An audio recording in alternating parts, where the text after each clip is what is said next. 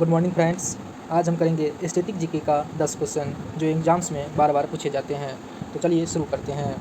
पहला क्वेश्चन है, संसार के सबसे ऊंचे टावर बुर्ज खलीफा की ऊंचाई कितनी है? आपको मिलते हैं 3 सेकेंड।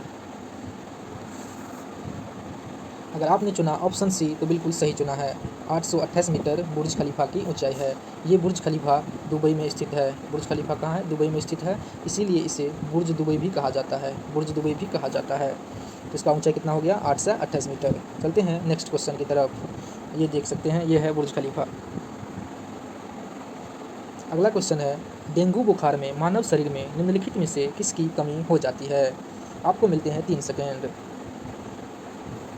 अगर आपने चुना ऑप्शन सी तो बिल्कुल सही चुना।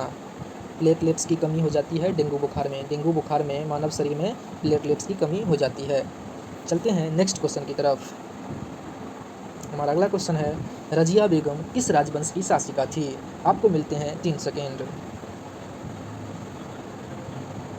अगर आपने चुना गुलाम राजवंश तो बिल्कुल सही चुना है। रजिया बेगम गुलाम राजवंश की शासिका थी और ये रजिया बेगम भारत की प्रथम महिला शासिका भी थी।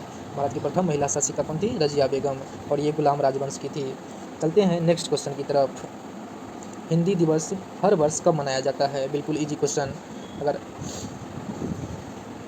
आपने चुना ऑप्शन बी तो बिल्कुल सही चुना। 14 सितंबर। 14 सितंबर को हिंदी दिवस मनाया जाता है। चलते हैं नेक्स्ट क्वेश्चन की तरफ। महात्मा गांधी दक्षिण अफ्रीका से भारत कब लौटे थे? आपको मिलते हैं 3 सेकेंड। अगर आपने चुना ऑप्शन ए तो बिल्कुल सही चुना।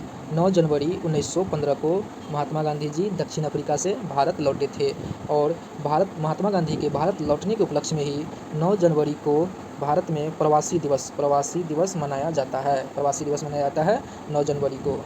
चलते हैं नेक्स्ट क्वेश्चन की तरफ। अगला क्वेश्चन है, कौन पक्षियों का महाद्वीप के नाम से जाना जाता है? आपको मिलता है 3 सेकेंड। अगर आपने चुना ऑप्शन डी तो बिल्कुल सही चुना।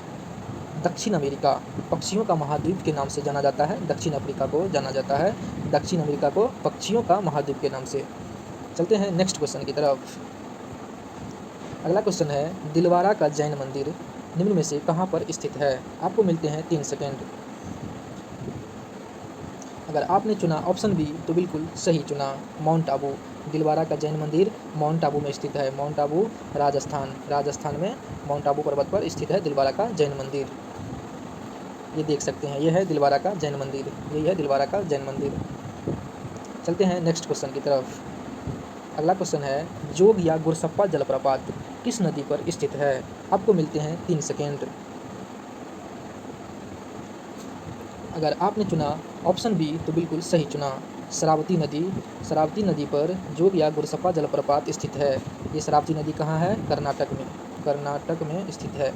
और इस जोग या गुरसप्पा जलप्रपात को महात्मा गांधी जलप्रपात भी कहा जाता है। चलते हैं नेक्स्ट क्वेश्चन की तरफ।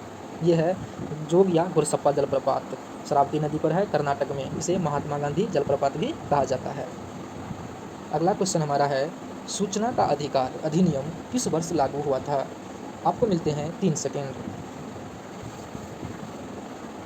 अगर आपने चुना ऑप्शन बी तो बिल्कुल सही चुना।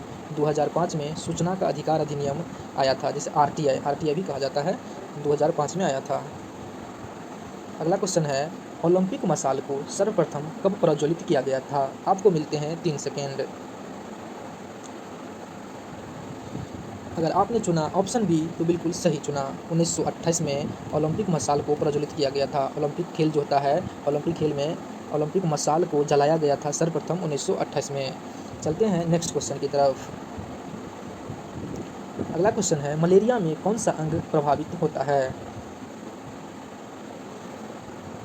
अगर आपने चुना ऑप्शन ए तो बिल्कुल सही चुना। प्लीहा जो है मलेरिया में प्रभावित हो जाता है। प्लीहा को स्प्लीन भी कहा जाता है।